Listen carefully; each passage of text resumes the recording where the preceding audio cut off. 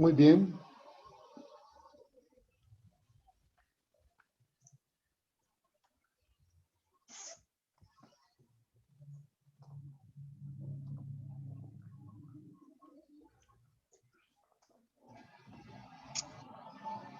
Vamos a ingresar.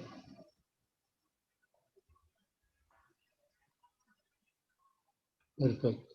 Vamos a hacer una breve introducción para que no vayamos acumulando, para que ustedes vayan leyendo un poquito sobre el primer módulo, que es la ciencia de la microbiología. Un factor importante que nosotros debemos tomar en cuenta principalmente. Silencio.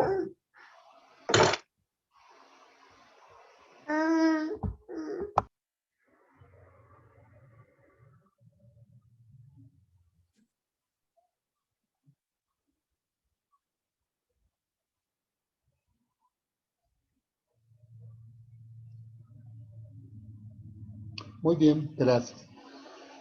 Cuando hablamos principalmente de la materia de microbiología, vamos a decir que realmente es la ciencia de la microbiología que está en el libro, que nosotros también lo podemos determinar como mundo microbiano. Es un factor importante, principalmente la microbiología es una ciencia bastante amplia que está encargada de estudiar principalmente a todos aquellos microorganismos que no son vistos a simple vista humana. Proviene de tres palabras latinas. Micro es microscópico, bio es vida, logos es estudio. Pues la microbiología es el estudio de aquellos microorganismos microscópicos que no son vistos a simple vista humana. Estos microorganismos generalmente se encuentran generalmente un grupo bastante diverso. Pueden encontrarse en el aire, pueden encontrarse en el suelo, en el agua, en la vegetación, en los animales y, por qué no decir, en el hombre. A nosotros nos interesa todo lo que involucra generalmente con el hombre y que está relacionado generalmente con todo lo que es aire, suelo, agua, vegetación y animales. En el hombre, por ejemplo, estos microorganismos y en grandes cantidades como cargas bacterianas pueden llegar a causar enfermedades, los EDAS, enfermedades diarreicas, los IRAS, infecciones respiratorias agudas, y los ETS, enfermedades de transmisión sexual.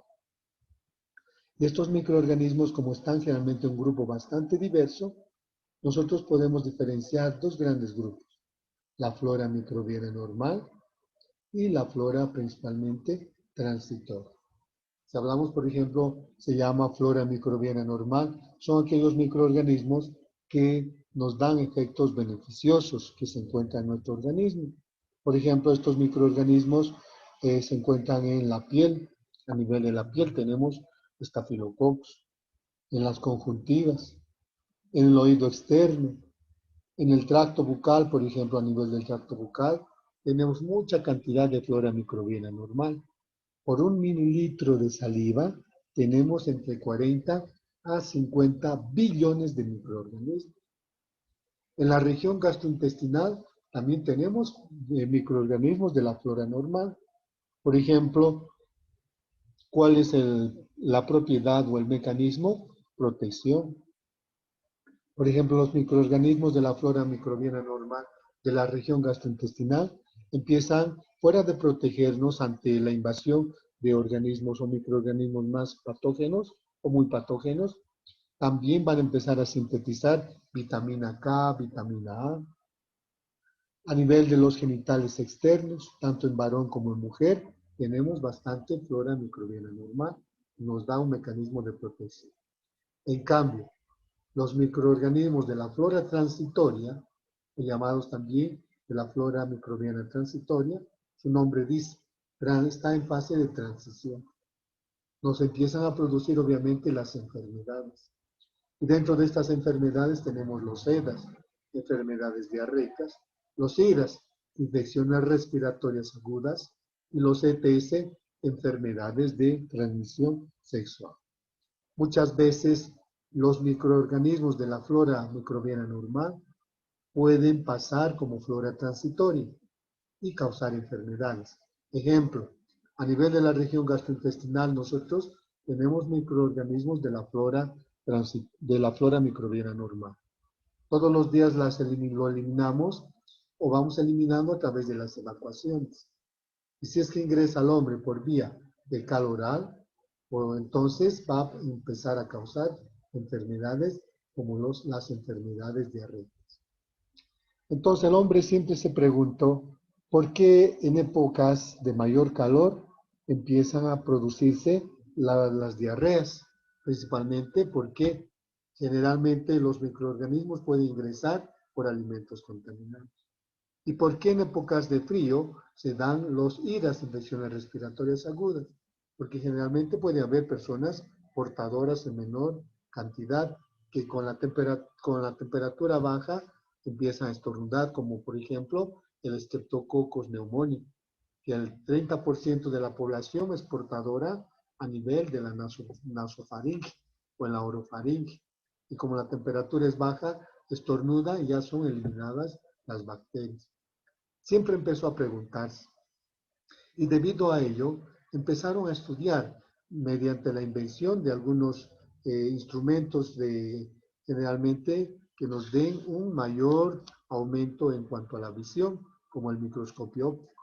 Empezaron a estudiar, por ejemplo, a diferenciar las células animales de las células vegetales. La célula animal generalmente tiene un núcleo muy bien definido, tiene membrana nuclear, tiene componentes organeles, que obviamente en esa época todavía no se veían. En cambio, en el caso, por ejemplo, de las células vegetales, la única diferencia es que presenta una pared celular rígida. Y empezaron a estudiar a estas bacterias, que no eran todavía llamadas bacterias, microorganismos, que tenían estructura simple y su mecanismo de vivencia en forma individual. Y debido a todas esas preguntas que se realizaba el hombre, generalmente empezó a definir lo que es un microbio. Un microbio, ¿qué será generalmente un microbio? Es un organismo microscópico que tiene una organización biológica elemental. ¿Por qué decimos organización biológica elemental?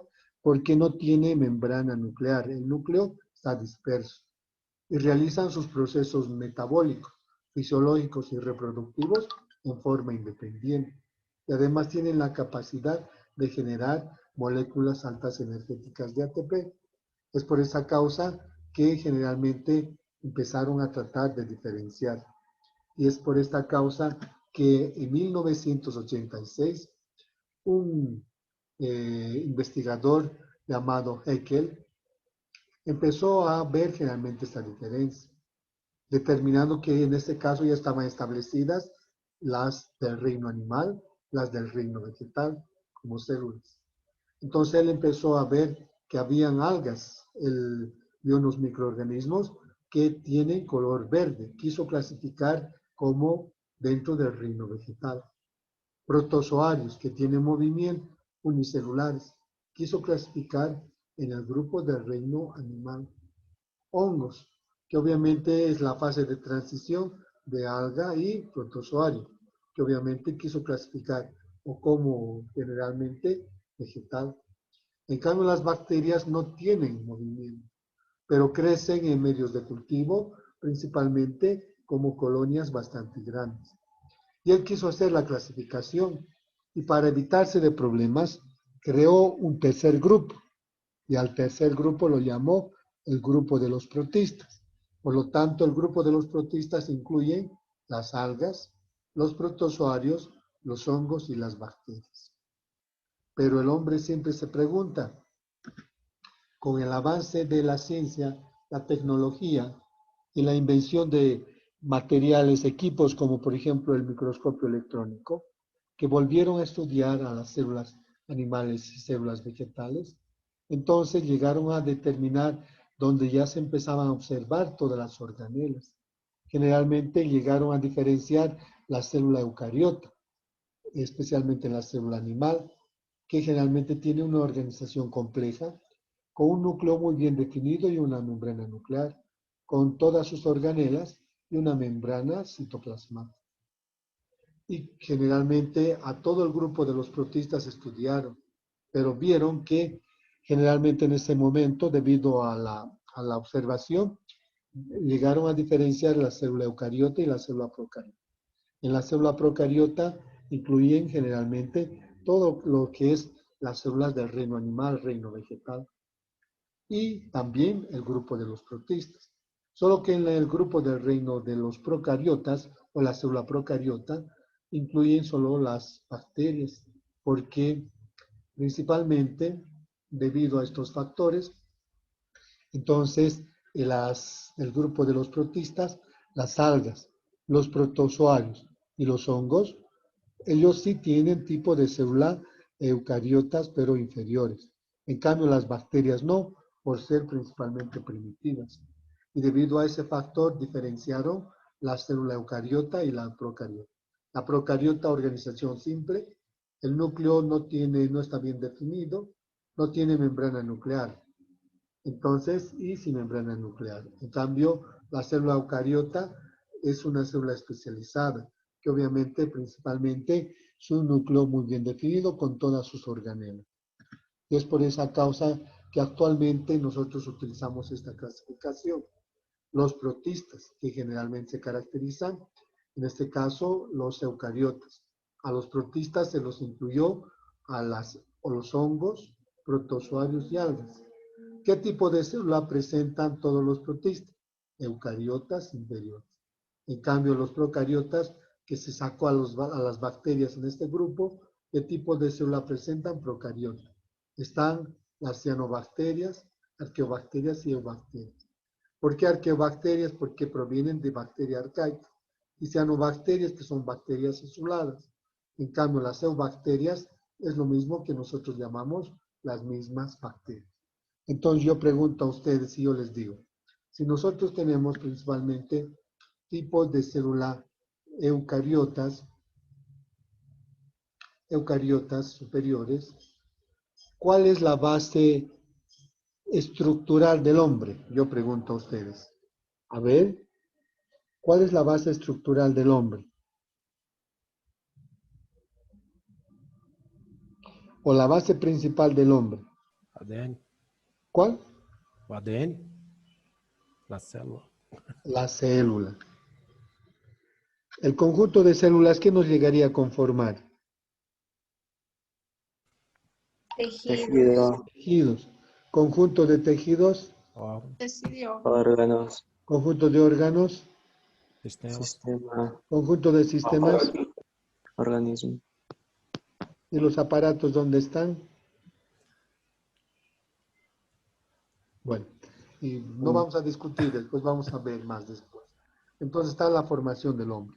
O sea, nosotros somos la conformación de infinidad de células, desde las más especializadas, desde las reproductivas hasta las de sostén, todas son especializadas. Por ejemplo, las células de reproducción, las células reproductivas, óvulo espermatozoide, y las células de sostén, osteocitos, miocitos. En cambio, la célula procariota, su organización es simple, porque la misma célula va a realizar su mismo proceso metabólico, fisiológico y reproductivo, la misma célula. Es por esa causa que nosotros vamos a utilizar esta clasificación actual, principalmente de los protistas. Los protistas, las algas, protozoarios, hongos y mohos del cieno, tipo de célula eucariota inferior. Los procariotas, las arqueobacterias, cianobacterias, biobacterias, y son bacterias, obviamente, que la organización biológica es simple. Y vamos a ver, por ejemplo, en el caso de los protistas, vamos a agrupar en 4 grandes grupos. El primer grupo tendríamos principalmente a las algas. Las algas tienen una organización biológica elemental. Son protistas. ¿Qué tipo de célula presentan las algas? Eucariota inferior. Estos presentan clorofila. Pueden haber unicelulares o puede haber pluricelulares. Las algas no causan enfermedades al hombre, pero por ser bastante macroscópicas o muy grandes, pueden ser vehículos para llevar microorganismos mucho más pequeños, porque las algas son consideradas bombas generalmente como filtradoras, porque filtran aguas generalmente contaminadas. Luego tenemos los hongos. Los hongos se caracterizan principalmente porque son protistas, es un grupo protistas. No son fotosintéticos. ¿Qué tipo de célula presentan? Eucariote inferior. Presentan pared celular porque tienen que darle rigidez. Estos hongos, por ejemplo, tienen estos brazos, son llamados hifas. Conjunto de hifas llega a conformar el micelio. Y en la parte de arriba tienen el esporangio, que es como que una cabecita. Y ahí se encuentran las esporas. Cuando se rompe el esporangio, salen las esporas y las esporas van al suelo y si las condiciones son buenas, de nuevo se forma generalmente otro hongo. ¿Sí? Estos se desarrollan, por ejemplo, forman espora, esporangio y femicelio. Su pH en el cual se desarrollan es de 5 y son bastante sensibles a agentes quimiotácticos. ¿Qué significa? Un medio adecuado para su desarrollo del hongo es humedad y oscuridad. En cambio, generalmente si le damos cantidades de luz, los hongos se inhiben, no se destruyen, pero se inhiben. Y dentro de los hongos tenemos dos tipos de hongos. Los mohos, que son los hongos que tienen micelio, como en este caso anterior, y las levaduras, que son unicelulares, son inmóviles, se dividen por gemación, su actividad metabólica es alta y su hábitat muchas veces se puede encontrar como saprófitos sin causar enfermedades al hombre. Dentro de los patógenos, vamos a decir, tenemos cuando hay una enfermedad causada por hongo, vamos a llamar que se llama micosis. ¿Qué es una micosis? Una enfermedad causada por hongo. Tenemos las micosis superficiales, como la tinea capitis. Produce alopecia, caída de pelo. Hay generalmente formación de ulceración y puede haber querión. Luego tenemos las micosis, vamos a decir, aquí tenemos la tinea corporis, que ataca a nivel de piel lampiña, causando prurito, escozor, y generalmente hay despigmentación de la piel. La tinea pedis, que generalmente puede ser porque si uno no se hace muy bien los dedos interdigitales y se coloca los zapatos, o puede ser por las playas muy contaminadas, por muchos otros factores o falta de higiene. Entonces, que ataca a nivel de los dedos interdigitales. Muchas veces cuando no hay tratamiento, no se realiza el tratamiento del paciente, entonces puede atacar a nivel de las uñas, causando la tinea ungual, ungueal, que ataca principalmente a nivel de la uña. Luego tenemos las micoses subcutáneas, que pueden ingresar por heridas o traumas de piel. Las micoses generales, que pueden ingresar por inhalación y se establecen después de 5, 8, 10 años, se dan los cuadros. Luego las micoses oportunistas, como en el caso de la candidiasis, causada por la Candida albicans, como en el caso, por ejemplo, a nivel del tracto bucal se encuentra, fíjense estas lesiones. Por ejemplo, la Candida albicans, que es un hongo levaduriforme, se encuentra como miembro normal en la mucosa bucal, mucosa gastrointestinal o en la mucosa vaginal de la mujer. Si hablamos de la mucosa vaginal, por ejemplo, por cambios hormonales, cambios en el pH de la mucosa vaginal o cambios o principalmente de cambios generalmente de anticuerpos o alteraciones pueden llegar a producir, pueden llegar a formarse o ser generalmente patógenos oportunistas. Por ejemplo, este paciente en fase de SIDA, porque generalmente las defensas bajan y esto se empieza a tornar patógenos oportunistas. Dentro de los hongos también tenemos de uso industrial, como por ejemplo un hongo que es el Penicillium notatum, que a partir de él se obtiene la penicilina. Y si hablamos de este antibiótico se utiliza para EDAS, enfermedades diarreicas, para IRAS, infecciones respiratorias agudas, y para ETS, enfermedades de transmisión sexual. Luego tenemos los protozoarios, que se caracterizan principalmente porque son unicelulares, tienen movimiento, no son fotosintéticos y tienen estructura eucariote inferior. Por lo tanto, pueden causar muchas enfermedades, ya que ustedes están llevando parasitología. Por ejemplo, este es el Trypanosoma cruzi, tiene un flagelo polar, agente causal del mal de Chagas. Esta es la entamoeba taulítica, que causa generalmente la enfermedad de la diarrea, botón de camisa, etc. Y se caracteriza porque tiene pseudópodos o falsos pies, a través de los cuales se mueve este microorganismo. Luego tenemos el Balantidium coli, que tiene cilios, principalmente a nivel de todo el cuerpo.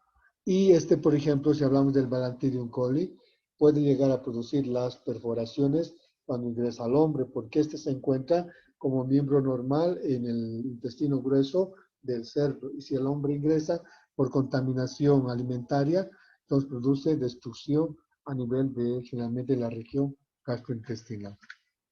Y finalmente tenemos los mohos del cieno. Y si hablamos principalmente en el caso de los mohos del cieno, son como una fase de transición que obviamente no le doy mucha importancia, pero en este caso se caracteriza porque se tiene el plasmodium. Cuando madura el plasmodium se rompe y va a dar lugar a las formas esporuladas y las formas no esporuladas. Luego empieza su fase, cuando estas se unen, van a dar lugar a la fase de las mixamebas, ambas, y luego se van a unir, produce una fusión sexual y luego se da el plasmodium. Que obviamente si es que llegamos a las partes presenciales, vamos a poder ver, pero no se preocupen, yo les voy a poner un video principalmente para que podamos diferenciar como si estuviéramos viendo con microscopio óptico. Y finalmente los procariotas. Los procariotas que generalmente en estos casos están las bacterias, llamadas también eubacterias. ¿Y qué son las cianobacterias? Son bacterias primitivas que poseen clorofila o ficobilina, que le da la coloración azulada. Los peptidoglucanos que se encuentran en la pared celular. Entonces, obviamente que las cianobacterias muchas veces no poseen a veces pared celular. Por eso tienen movimientos de deslizamiento y no son patógenas al hombre. En cambio, las bacterias o eubacterias, su tamaño es pequeño, que se da en micras. ¿Y qué es una micra? Es la milésima parte del milímetro. Su estructura celular procariota y tiene un solo sistema de transferencia genética, es decir, está formada por un solo cromosoma. Por ejemplo, las bacterias podemos clasificar en forma saprófita, las que no producen enfermedades al hombre, las patógenas que nos causan enfermedades y las de uso industrial, que son utilizadas principalmente como fase alimentaria, como en el caso, por ejemplo, de las bacterias del yogur. Y hay otras que son intracelulares obligadas, como la clamidia trachomatis, que causa el linfogranuloma venéreo, enfermedad de transmisión sexual, las riquezas que puede ingresar a través de la picadura, generalmente de los artrópodos, en este caso, que son obviamente chupadores. Y finalmente tenemos el virus. Los virus, quiero que tomen en cuenta, no se encuentran ni en los protistas ni en los procariotas. Es un grupo muy aparte. Para los biólogos, por ejemplo, los virus no son considerados seres vivos porque no tienen los dos ácidos nucleicos. Los virus tienen o ADN o ARN. Es por esa causa donde se encuentran en la cápside, que está en la cabeza, que está envuelta generalmente por la cápside. Luego tiene un cuello que une la cabeza con la vaina contráctil.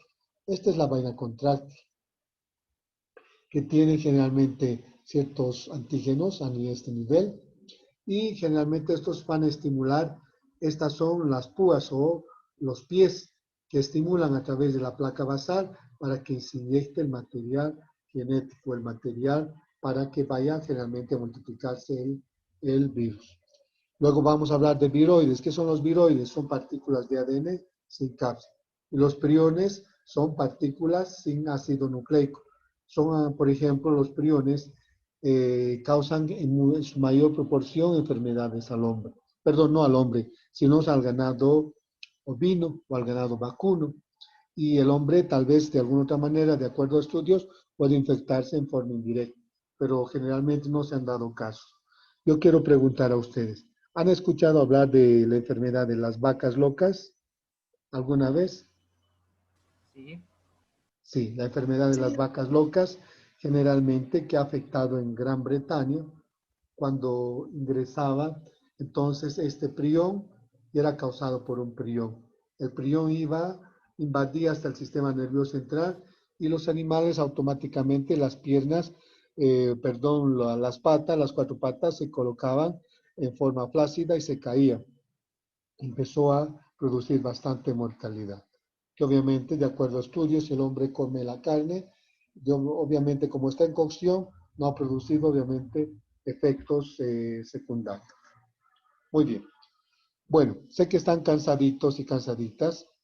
La próxima clase, que es el día jueves, vamos a continuar con con esta parte de clasificación bacteriana.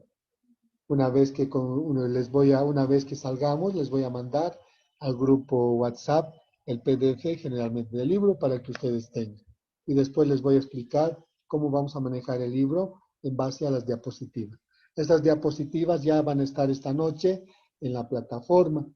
Así que si hay algunos que no están en la plataforma, como seguramente van a empezar a actualizar ya los jefes de carrera hasta hoy día o mañana, entonces mientras tanto vamos a empezar a pasar de esta manera, ¿sí? ¿Alguna pregunta? No, doctor. No, doctor. No, doctor. Doctor, ¿a quién hay que dar los números para que agreguen al WhatsApp? ¿Cómo? ¿A quién le tengo que dar mi número de celular para que me agregue al WhatsApp? ¿Quién es el encargado? Disculpe, doctor. Bueno, yo estoy administrando, entonces tú lo único que tienes que hacer es ingresar al grupo T2. ¿Has ingresado al T2 o no? ¿De la plataforma de Lupal? Sí. Sí, estoy ahí. Pero no tienes en el WhatsApp. Sí, no tengo. Ya, entonces escribe mi número. Ya, puede dictar, doctor. 727 17 520. Ya. Listo, gracias, doctor. Muy bien. Solo eso. Entonces tú me mandas mensaje y yo te incluyo después, ¿sí? Muy Listo, bien. gracias, doctor. Perfecto. Muy bien. Entonces, ¿alguna pregunta? ¿Ninguna? Doctor, ¿va a subir los videos a la plataforma? Sí, todo este material que se les da va a estar en la plataforma. No se preocupen. Todo el material que se les da siempre está en la plataforma. ¿Sí? Sí, doctor, gracias. Ya, muy Gracias, bien. doctor. Que les vaya muy bien. Se cuidan, por favor. Nos cuidamos y ustedes se cuidan. ¿Sí? Luego, doctor. Gracias, doctor. Hasta luego. Gracias, doctor. Bien, doctor, gracias. No puedo salir. ¿Por qué no puedo salir ahora?